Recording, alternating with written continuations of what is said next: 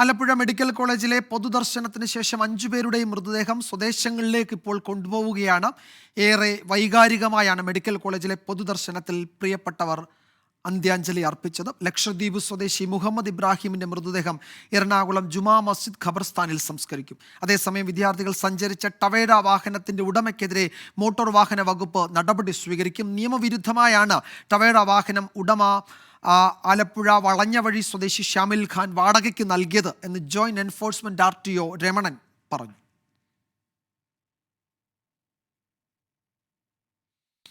അരുൺരാജ് വിവരങ്ങൾ നൽകും. പൊതുദർശനം ഇപ്പോഴേതാണ്ട് അവസാനിച്ചിരിക്കുകയാണ്. മൃതദേഹം കുട്ടികളുടെ ജന്മനാടുകളിലേക്ക് കൊണ്ടുപോവുകയാണ്.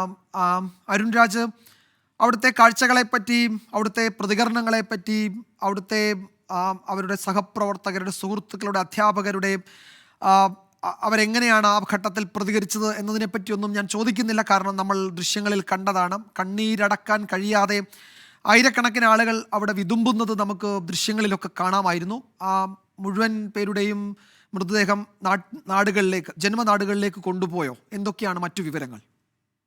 വിജയകുമാർ, പൊതുദർശനം അതിന്റെ അവസാന ഘട്ടത്തിലേക്ക് കടക്കുകയാണ്. കണ്ണൂർ സ്വദേശി മുഹമ്മദ് ജബ്ബാർ, പാലക്കാട് സ്വദേശി ശ്രീദീപ്, മലപ്പുറം സ്വദേശി ദേവനന്ദൻ എന്നിവരുടെ മൃതദേഹങ്ങളാണ് ഇപ്പോൾ പുറത്തേക്ക് കൊണ്ടുവന്നത്. ഇവരുടെ മൃതദേഹങ്ങൾ ഇപ്പോൾ ഇവിടെ നിന്ന് കൊണ്ടുപോവുകയും ജന്മനാടുകളിലേക്ക് കൊണ്ടുപോവുകയും ചെയ്തിട്ടുണ്ട്. കാരണം നേരത്തെ ക്രമീകരിച്ച പ്രകാരം 12:30 തന്നെ ഇവരുടെ മൃതദേഹങ്ങൾ ഇവിടെ നിന്ന് കൊണ്ടുപോകണം എന്നുള്ളതായിരുന്നു തീരുമാനമെടുത്തത്. ഗവർണർ ആരിഫ് മുഹമ്മദ് ഖാൻ എത്തിയതിന് പിന്നാലെയാണ് ഇവരുടെ മൃതദേഹങ്ങൾ ഇപ്പോൾ ഇവിടെ നിന്ന് കൊണ്ടുപോയിട്ടുള്ളത്. ബാക്കിയുള്ള രണ്ടുപേരുടെ മൃതദേഹങ്ങൾ അല്പസമയത്തിനകം തന്നെ ഇവിടെ കൊണ്ടുപോകും.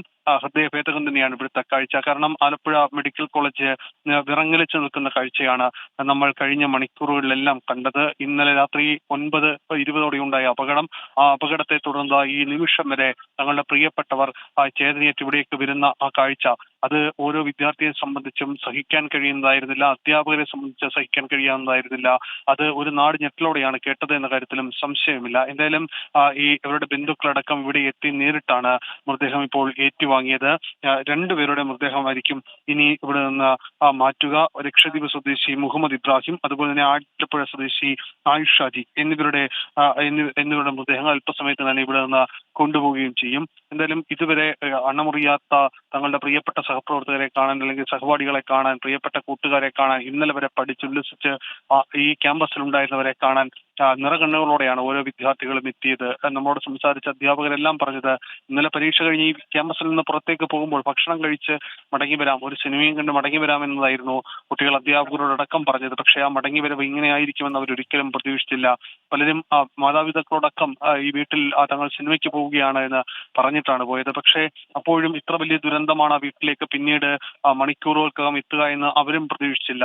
എന്തായാലും എല്ലാവരുടെയും മനസ്സ്, അല്ലെങ്കിൽ എല്ലാവരും ഇപ്പോഴും ആ ദുഃഖത്തിൽ നിന്ന്, അല്ലെങ്കിൽ ആ വേദനയിൽ നിന്ന് മുക്തിയായിട്ടില്ല. അതിന് നാളുകൾ ഏറെ വേണ്ടി വരും. കാരണം നേരത്തെ ഞാൻ സൂചിപ്പിച്ചതുപോലെ 11 വിദ്യാർത്ഥികൾ ഈ വാഹനത്തിലും 2 പേർ ഇതിന്റെ തൊട്ട് പിന്നിലായി ഒരു ബൈക്കിലുമാണ് ഈ സിനിമയ്ക്ക് ഇവർ പോയത്.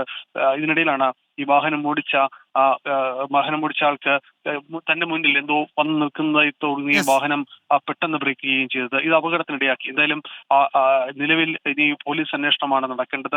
ശരി അരുൺ, അതിന്റെ വിശദാംശങ്ങളിലേക്ക് വരാം. ഇപ്പോൾ മനീഷ് മഹിപാൽ കൂടി ചേരുന്നുണ്ട്. മനീഷ്, നമ്മൾ ദൃശ്യങ്ങളിൽ കണ്ടു, ഗവർണർ വന്നു, ആരോഗ്യമന്ത്രി പല ഘട്ടങ്ങളിലും അവിടെ കണ്ണീരടക്കാൻ കഴിയാതെ ബുദ്ധിമുട്ടുന്നത് നമ്മൾ കണ്ടു. മന്ത്രി സജി ചെറിയാൻ ഉണ്ടായിരുന്നു, മന്ത്രി പി പ്രസാദ്, അതുപോലെ ഈ കുട്ടികളുടെ സഹപാഠികൾ. അപ്പോൾ അതിൽ പലരും പറയുന്നുണ്ടായിരുന്നു ഇന്നലെ അവരൊരുമിച്ച് ക്ലാസ്സിൽ ഇരുന്നതാണ്, അതിനുശേഷം വൈകിട്ട് അവർ അവിടെ നിന്ന് മടങ്ങിയതാണ്. അപ്പോൾ പിന്നീട് അവരുടെ വിയോഗ വാർത്തയാണ് അറിയുന്നത്. അപ്പോൾ എങ്ങനെയാണ് അവർക്കത് താങ്ങാൻ കഴിയുക എന്ന് നമുക്കറിയില്ല. അപ്പോൾ അത്ര ഹൃദയഭേദകമാണ് അവിടുത്തെ കാഴ്ചകൾ. മനീഷ്, ഇപ്പോൾ ആ മുഴുവൻ മൃതദേഹവും, അതായത് 5 പേരെയും അവിടെ നിന്ന് ജന്മനാടുകളിലേക്ക് അവരുടെ സംസ്കാര ചടങ്ങുകൾക്കായി കൊണ്ടുപോയോ? ബന്ധുക്കളുടെയൊക്കെ പ്രതികരണങ്ങൾ നമുക്ക് തേടാൻ പോലും പറ്റുന്ന അവസ്ഥയായിരുന്നില്ല എന്ന് എനിക്കറിയാം. എന്തായാലും എങ്ങനെയാണ് ആ ഘട്ടത്തിൽ അവരൊക്കെ പ്രതികരിച്ചത് മനീഷ്?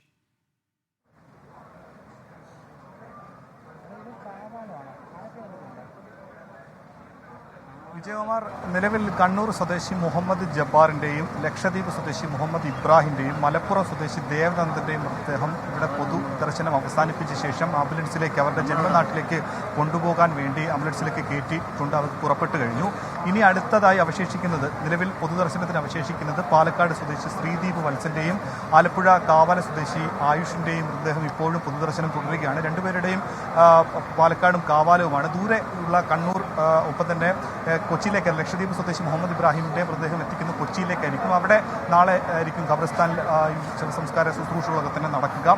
അങ്ങനെ എല്ലാവരും അവരുടെ ജന്മനാട്ടിലേക്ക് മടങ്ങുകയാണ്. 2 മാസങ്ങൾക്ക് മുൻപ് വലിയ ആഘോഷമായി തങ്ങൾക്ക് MBBS അത് സർക്കാർ പരീക്ഷയിൽ തന്നെ എഴുതി കിട്ടിയതിൻ്റെ സന്തോഷത്തിലേക്ക് എത്തിയ അതേ കോളേജ് വരാന്തയിൽ കൂടി ജീവനറ്റ ശരീരമായി അവർ ജീവനില്ലാതെ മടങ്ങിപ്പോകുന്ന കാഴ്ച ഞാൻ നേരത്തെയൊക്കെ പറഞ്ഞതുപോലെ നമുക്ക് വാക്കുകൾ കൊണ്ട് അത് മനസ്സിലാക്കി കൊടുക്കാനോ ഒന്നും സാധിക്കും. പക്ഷേ ദൃശ്യങ്ങൾ കാണുന്ന ആളുകൾക്കത് മനസ്സിലാകും. ഇവിടെയുള്ള ആളുകളുടെ വേദന, അത് ഈ മെഡിക്കൽ കോളേജ് പരിസരമാകെ തളം കെട്ടി കിടക്കുകയാണ്. ആ ദുഃഖം, അവർക്കുണ്ടായ വേദന.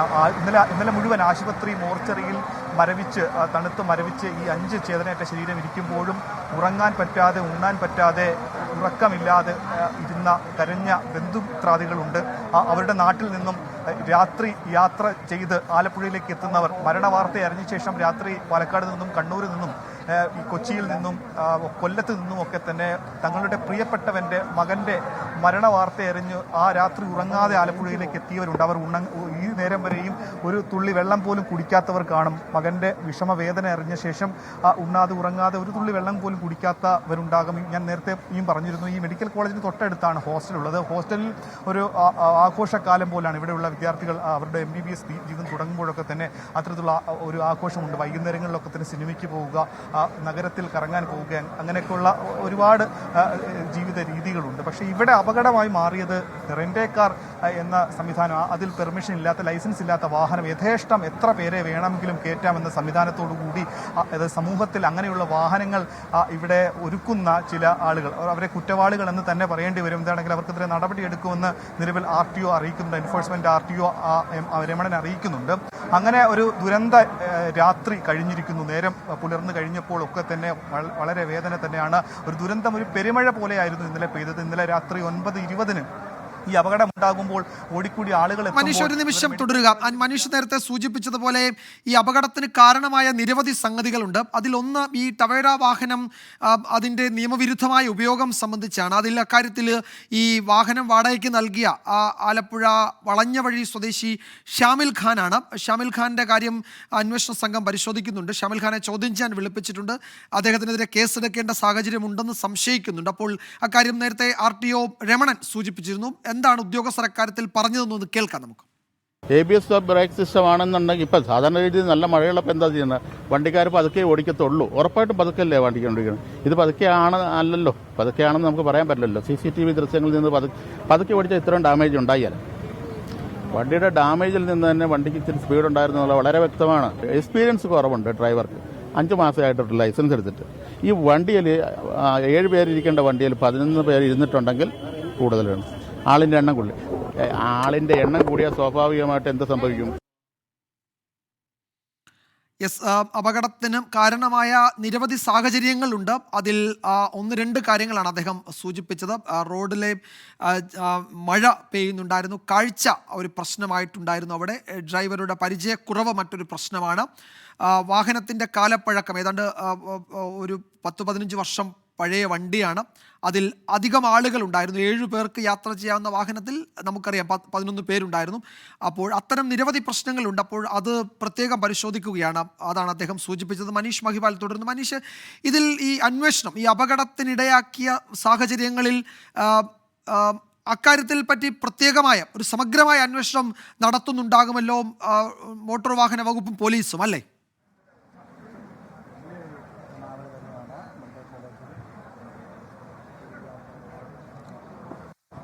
വിജയകുമാർ, നേരത്തെ തന്നെ ടാക്സി ജീവനക്കാർ നിരന്തരമായി എൻഫോഴ്സ്മെന്റിനോടും ഒപ്പം തന്നെ RTO എൻഫോഴ്സ്മെന്റിനോടും ഒക്കെ തന്നെ ഉന്നയിക്കുന്ന പ്രധാനപ്പെട്ട ആവശ്യമാണ് നിരത്തുകളിൽ ഇങ്ങനെ ലൈസൻസ് ഇല്ലാത്ത, പെർമിറ്റ് ഇല്ലാത്ത നിരവധി വാടക വാഹനങ്ങൾ യഥേഷ്ടം ആളുകൾക്ക്, യുവാക്കൾക്ക് ടൂർ പോകാനും ട്രിപ്പ് പോകാനും രാത്രികാല യാത്ര നടത്താനും ഒക്കെ തന്നെ യഥേഷ്ടം ഇങ്ങനെ സൗകര്യം ഒരുക്കി കൊടുക്കുന്നൊരു സംവിധാനമുണ്ട്.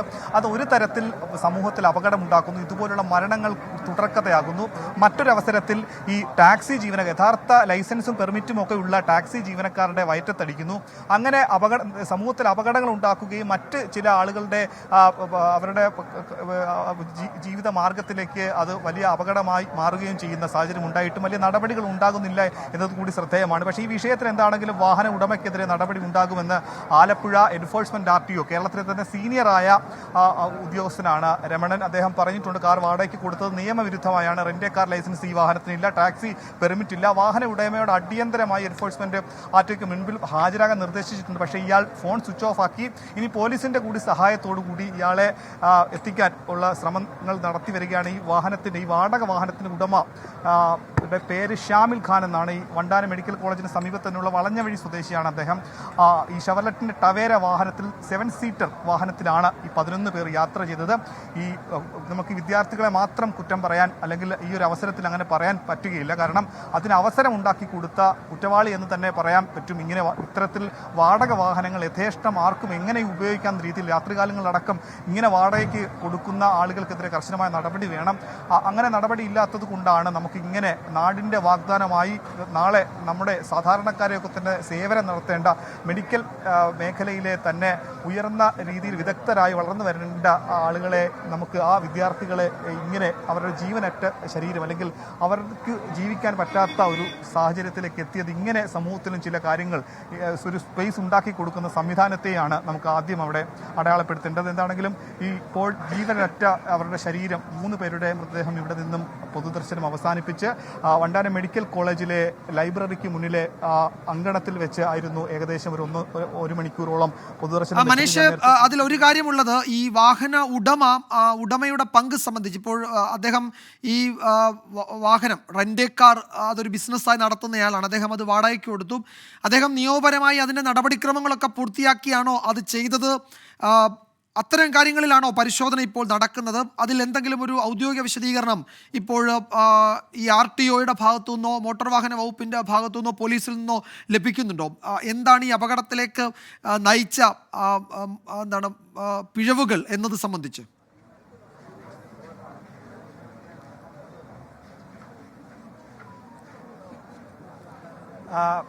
വിജയകുമാർ, ഈ മോട്ടോർ വാഹനത്തിലെ ഇത്തരത്തിലുള്ള നിയമവിരുദ്ധ അല്ലെങ്കിൽ കുറ്റം ഒക്കെ തന്നെ അത്തരത്തിലുള്ള കാര്യങ്ങളിൽ പിഴ ഈടാക്കുകയും നിയമ നടപടിയൊക്കെ തന്നെ കൈക്കൊള്ളുന്നത് RT എൻഫോഴ്സ്മെന്റ് ആണ്. MVD RT ആണ് അതിന്റെ നിയമ നടപടി എടുക്കുന്നത്. ആ രീതിയിൽ അവരൊരു ഭാഗത്ത് അന്വേഷണം തുടങ്ങി നിയമ നടപടികളിലേക്ക് കടക്കുകയാണ്. ഒപ്പം തന്നെ ഈ അപകടത്തിന്റെ കാരണം, എങ്ങനെ അപകടമുണ്ടായി, ഇതിന്റെ മൊഴികൾ, ദൃക്സാക്ഷികൾ, CCTV ദൃശ്യങ്ങൾ അടക്കം ശേഖരിച്ചുകൊണ്ട് മോട്ടോർ വാഹന വകുപ്പ് RTOയുടെ നേതൃത്വത്തിലുള്ള അന്വേഷണം ആരംഭിച്ചിട്ടുണ്ട്. ഒപ്പം തന്നെ ആലപ്പുഴ DYSP MR മധുബാബുവിന്റെ നേതൃത്വത്തിൽ പോലീസും അന്വേഷണം ആരംഭിച്ചിട്ട് യഥാർത്ഥ കാരണം എന്താണ്, ഈ മഴയുള്ള സമയത്ത് രാത്രി ഇരുട്ടുള്ള സമയമായിരുന്നു, ദൃക്സാക്ഷി മൊഴികളിൽ നിന്നും CCTV ദൃശ്യങ്ങളിൽ നിന്നൊക്കെ തന്നെ കൃത്യമായ അപകട കാരണം അറിയാൻ വേണ്ടിയിട്ടുള്ള കാര്യങ്ങൾ ശ്രമിക്കുന്നുണ്ട്.